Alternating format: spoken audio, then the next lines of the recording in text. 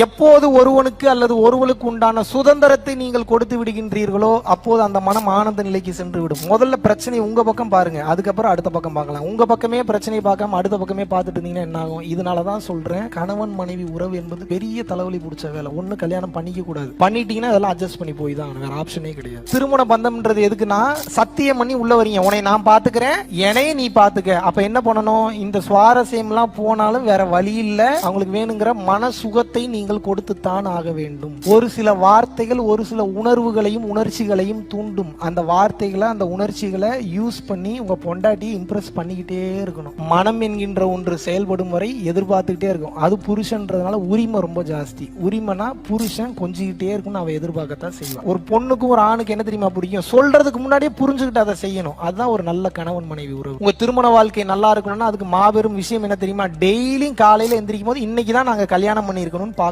அவங்களை தேவையில்லாத எண்ணங்கள் உங்க பொண்டாட்டியை பத்தியோ புருஷனை பத்தியோ வரும்போது அதை அதன் போக்கில் கடந்து சென்று விட வேண்டும். ஜனவரி 16, 17, 18 ஃப்ரைடேல இருந்து சண்டே வரைக்கும் ஊட்டியில வந்து பாத்தீங்க அப்படின்னா தேர்ந்தெடுக்கப்பட்ட 10 நபர்களுக்கு மட்டும் வில்லா ரெட்ரீட் வந்து இன்ட்ரோடியூஸ் பண்றோம். வெறும் 10 நபர்கள் மட்டும்தான் இதுல வந்து கலந்து கொள்ள இருக்கிறதுனால சீக்கிரமே உங்களது பெயரை முன்பதிவு செய்து கொள்ளுங்கள். www.paramporulfoundation.in அப்படின்ற வெப்சைட்ல நீங்க போனீங்கன்னா உங்களது பெயரை வந்து முன்பதிவு செஞ்சுக்கலாம். நன்றி, வணக்கம்.